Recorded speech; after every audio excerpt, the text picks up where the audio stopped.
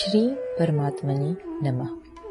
श्रीमद् भगवद गीता अथ द्वितीयोऽध्यायः।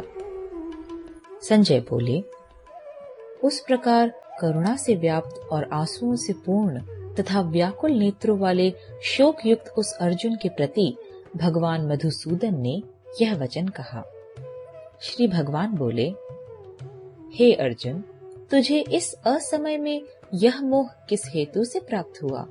क्योंकि न तो यह श्रेष्ठ पुरुषों द्वारा आचरित है, न स्वर्ग को देने वाला है और न कीर्ति को करने वाला ही है।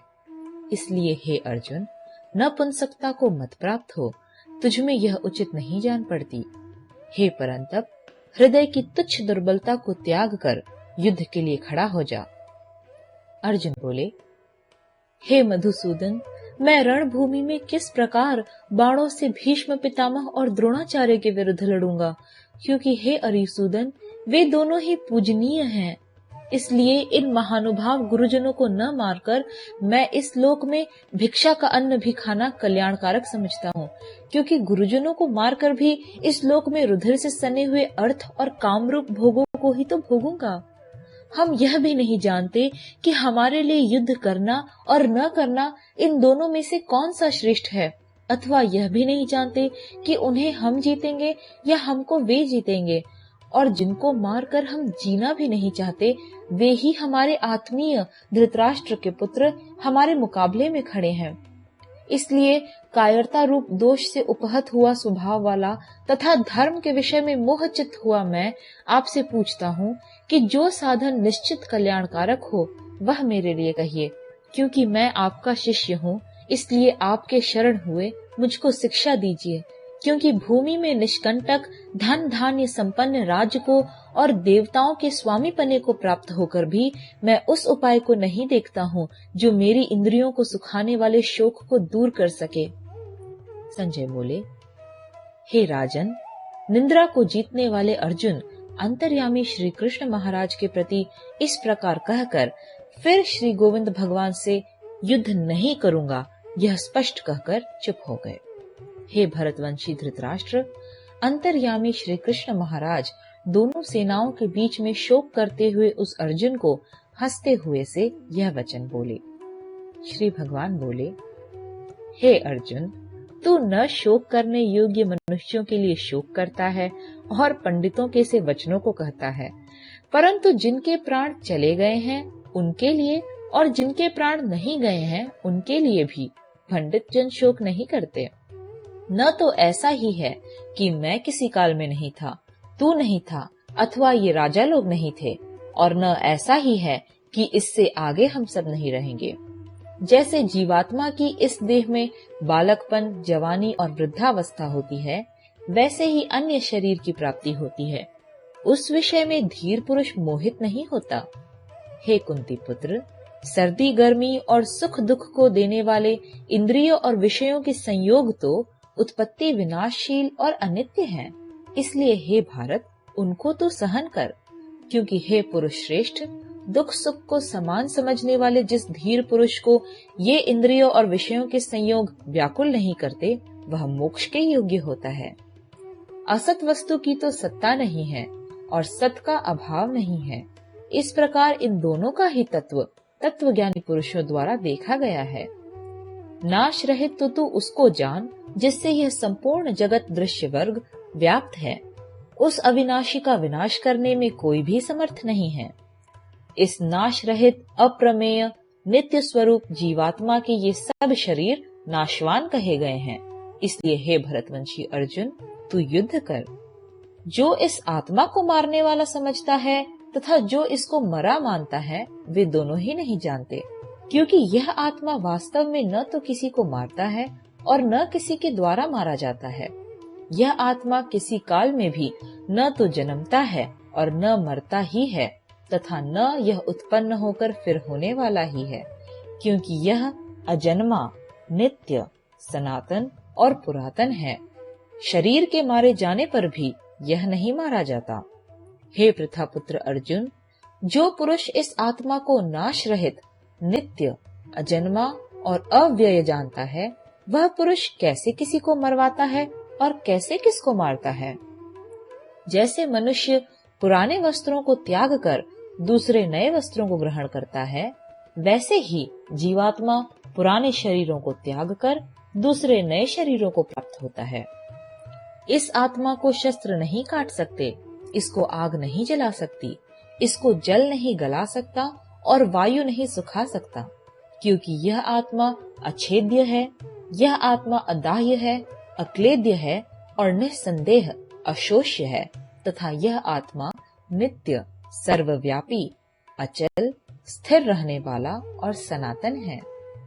यह आत्मा अव्यक्त है, यह आत्मा अचिंत्य है और यह आत्मा विकार रहित कहा जाता है। इससे हे अर्जुन, इस आत्मा को उपर्युक्त प्रकार से जानकर तू शोक करने को योग्य नहीं है, अर्थात तुझे शोक करना उचित नहीं है। किंतु यदि तू इस आत्मा को सदा जन्मने वाला तथा सदा मरने वाला मानता हो, तो भी हे महाबाहो, तू इस प्रकार शोक करने को योग्य नहीं है, क्योंकि इस मान्यता के अनुसार जन्मे हुए की मृत्यु निश्चित है और मरे हुए का जन्म निश्चित है। इससे भी इस बिना उपाय वाले विषय में तू शोक करने को योग्य नहीं है। हे अर्जुन, संपूर्ण प्राणी जन्म से पहले अप्रकट थे और मरने के बाद भी अप्रकट हो जाने वाले हैं, केवल बीच में ही प्रकट हैं। फिर ऐसी स्थिति में क्या शोक करना है? कोई एक महापुरुष ही इस आत्मा को आश्चर्य की भांति देखता है और वैसे ही कोई दूसरा महापुरुष ही इसके तत्व का आश्चर्य की भांति वर्णन करता है, तथा दूसरा कोई अधिकारी पुरुष ही इसे आश्चर्य की भांति सुनता है और कोई कोई तो सुनकर भी इसको नहीं जानता। हे अर्जुन, यह आत्मा सबके शरीरों में सदा ही अवध्य है। इस कारण संपूर्ण प्राणियों के लिए तू शोक करने के योग्य नहीं है, तथा अपने धर्म को देखकर भी तू भय करने योग्य नहीं है, अर्थात तुझे भय नहीं करना चाहिए, क्योंकि क्षत्रिय के लिए धर्म युक्त युद्ध से बढ़कर दूसरा कोई कल्याणकारी कर्तव्य नहीं है। हे पार्थ, अपने आप प्राप्त हुए और खुले हुए स्वर्ग के द्वार रूप इस प्रकार के युद्ध को भाग्यवान क्षत्रिय लोग ही पाते हैं। किंतु यदि तू इस धर्म युक्त युद्ध को नहीं करेगा, तो स्वधर्म और कीर्ति को खोकर पाप को प्राप्त होगा, तथा सब लोग तेरी बहुत काल तक रहने वाली अपकीर्ति का भी कथन करेंगे, और माननीय पुरुष के लिए अपकीर्ति मरण से भी बढ़कर है। और जिनकी दृष्टि में तू पहले बहुत सम्मानित होकर अब लघुता को प्राप्त होगा, वे महारथी लोग तुझे भय के कारण युद्ध से हटा हुआ मानेंगे।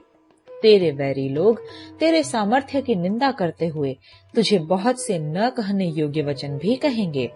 उससे अधिक दुख और क्या होगा? या तो तू युद्ध में मारा जाकर स्वर्ग को प्राप्त होगा, अथवा संग्राम में जीतकर पृथ्वी का राज्य भोगेगा। इस कारण हे अर्जुन, तू युद्ध के लिए निश्चय करके खड़ा हो जा। जय पराजय, लाभ हानि और सुख दुख को समान समझकर उसके बाद युद्ध के लिए तैयार हो जा। इस प्रकार युद्ध करने से तू पाप को नहीं प्राप्त होगा। हे पार्थ, यह बुद्धि तेरे लिए ज्ञान योग के विषय में कही गई, और अब तू इसको कर्म योग के विषय में सुन। जिस बुद्धि से युक्त हुआ तू कर्मों के बंधन को भली भांति त्याग देगा, अर्थात सर्वथा नष्ट कर डालेगा। इस कर्म योग में आरंभ का अर्थात बीज का नाश नहीं है और उल्टा फल रूप दोष भी नहीं है, बल्कि इस कर्म योग रूप धर्म का थोड़ा सा भी साधन जन्म मृत्यु रूप महान भय से रक्षा कर लेता है।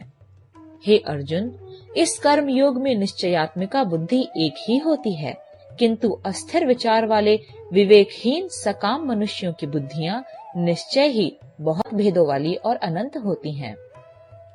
हे अर्जुन, जो भोगों में तन्मय हो रहे हैं, जो कर्म फल के प्रशंसक वेद वाक्यों में ही प्रीति रखते हैं, जिनकी बुद्धि में स्वर्ग ही परम प्राप्य वस्तु है और जो स्वर्ग से बढ़कर दूसरी कोई वस्तु ही नहीं है, ऐसा कहने वाले हैं, वे अविवेकी जन इस प्रकार की जिस पुष्पित अर्थात दिखाऊ शोभा युक्त वाणी को कहा करते हैं, जो कि जन्म रूप कर्म फल देने वाली एवं भोग तथा ऐश्वर्य की प्राप्ति के लिए नाना प्रकार की बहुत सी क्रियाओं का वर्णन करने वाली है, उस वाणी द्वारा जिनका चित्त हर लिया गया है, जो भोग और ऐश्वर्य में अत्यंत आसक्त हैं, उन पुरुषों की परमात्मा में निश्चयात्मिका बुद्धि नहीं होती। हे अर्जुन, वेद उपयुक्त प्रकार से तीनों गुणों के कार्य रूप समस्त भोगों एवं उनके साधनों का प्रतिपादन करने वाले हैं। इसलिए तू उन भोगों एवं उनके साधनों में आसक्तिहीन, हर्ष शोकादि द्वंद्वों से रहित, नित्य वस्तु परमात्मा में स्थित, योग क्षेम को न चाहने वाला और स्वाधीन अंतःकरण वाला हो। सब ओर से परिपूर्ण जलाशय के प्राप्त हो जाने पर छोटे जलाशय में मनुष्य का जितना प्रयोजन रहता है, ब्रह्म को तत्व से जानने वाले ब्राह्मण का समस्त वेदों में उतना ही प्रयोजन रह जाता है। तेरा कर्म करने में ही अधिकार है, उसके फलों में कभी नहीं। इसलिए तू कर्मों के फल का हेतु मत हो तथा तेरे कर्म न करने में भी आसक्ति न हो। हे धनंजय, तू आसक्ति को त्याग कर तथा सिद्धि और असिद्धि में समान बुद्धि वाला होकर योग में स्थित हुआ कर्तव्य कर्मों को कर। समत्व ही योग कहलाता है। इस समत्व रूप बुद्धि योग से सकाम कर्म अत्यंत ही निम्न श्रेणी का है। इसलिए हे धनंजय, तू सम बुद्धि में ही रक्षा का उपाय ढूंढ, अर्थात बुद्धि योग का ही आश्रय ग्रहण कर, क्योंकि फल के हेतु बनने वाले अत्यंत दीन हैं। सम बुद्धि युक्त पुरुष पुण्य और पाप दोनों को इसी लोक में त्याग देता है, अर्थात उनसे मुक्त हो जाता है। इससे तू समत्व रूप योग में लग जा। यह समत्व रूप योग ही कर्मों में कुशलता है, अर्थात कर्म बंधन से छूटने का उपाय है। क्योंकि समबुद्धि से युक्त ज्ञानी जन कर्मों से उत्पन्न होने वाले फल को त्याग कर जन्म रूप बंधन से मुक्त हो निर्विकार परम पद को प्राप्त हो जाते हैं।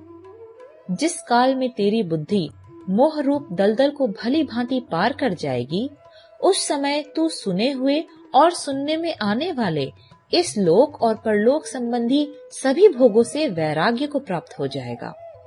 भांति भांति के वचनों को सुनने से विचलित हुई तेरी बुद्धि जब परमात्मा में अचल और स्थिर ठहर जाएगी, तब तू योग को प्राप्त हो जाएगा, अर्थात तेरा परमात्मा से नित्य संयोग हो जाएगा। अर्जुन बोले, हे केशव, समाधि में स्थित परमात्मा को प्राप्त हुए स्थिर बुद्धि पुरुष का क्या लक्षण है? वह स्थिर बुद्धि पुरुष कैसे बोलता है, कैसे बैठता है और कैसे चलता है?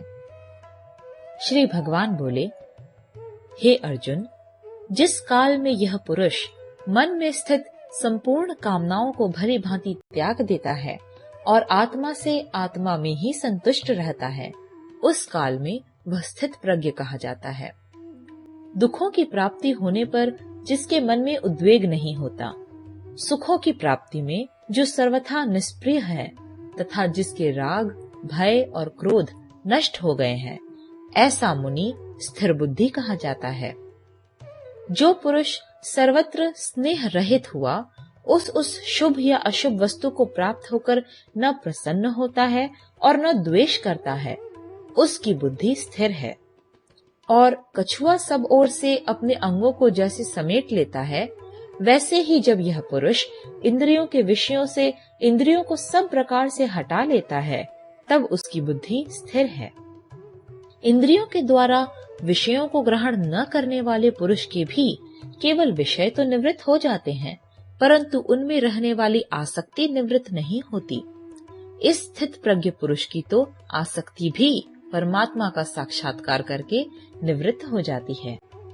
हे अर्जुन, आसक्ति का नाश न होने के कारण ये प्रमथन स्वभाव वाली इंद्रियां यत्न करते हुए बुद्धिमान पुरुष के मन को भी बलात् हर लेती हैं।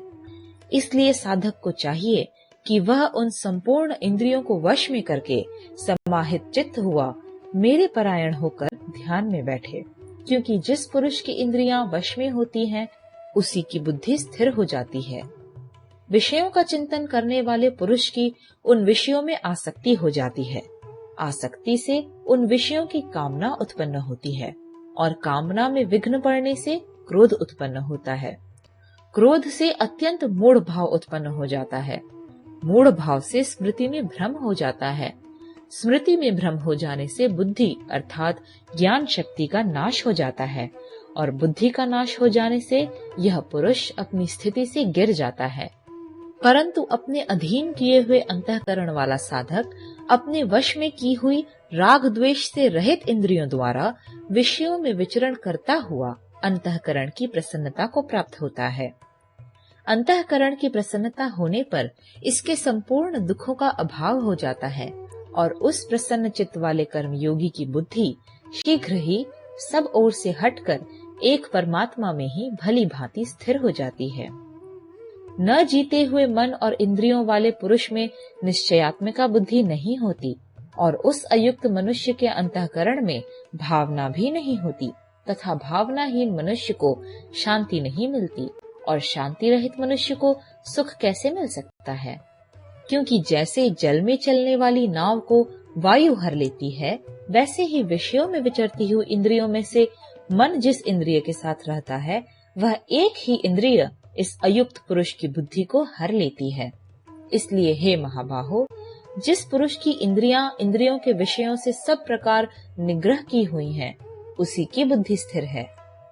संपूर्ण प्राणियों के लिए जो रात्रि के समान है, उस नित्य ज्ञान स्वरूप परमानंद की प्राप्ति में स्थित प्रज्ञ योगी जागता है और जिस नाशवान सांसारिक सुख की प्राप्ति में सब प्राणी जागते हैं, परमात्मा के तत्व को जानने वाले मुनि के लिए वह रात्रि के समान है। जैसे नाना नदियों के जल सब ओर से परिपूर्ण अचल प्रतिष्ठा वाले समुद्र में उसको विचलित न करते हुए ही समा जाते हैं, वैसे ही सब भोग जिस स्थित प्रज्ञ पुरुष में किसी प्रकार का विकार उत्पन्न किए बिना ही समा जाते हैं, वही पुरुष परम शांति को प्राप्त होता है, भोगों को चाहने वाला नहीं। जो पुरुष संपूर्ण कामनाओं को त्याग कर ममता रहित, अहंकार रहित और स्पृहा रहित हुआ विचरता है, वही शांति को प्राप्त होता है, अर्थात वह शांति को प्राप्त है। हे अर्जुन, यह ब्रह्म को प्राप्त हुए पुरुष की स्थिति है। इसको प्राप्त होकर योगी कभी मोहित नहीं होता और अंत काल में भी इस ब्राह्मी स्थिति में स्थित होकर ब्रह्मानंद को प्राप्त हो जाता है। द्वितीय अध्याय समाप्त।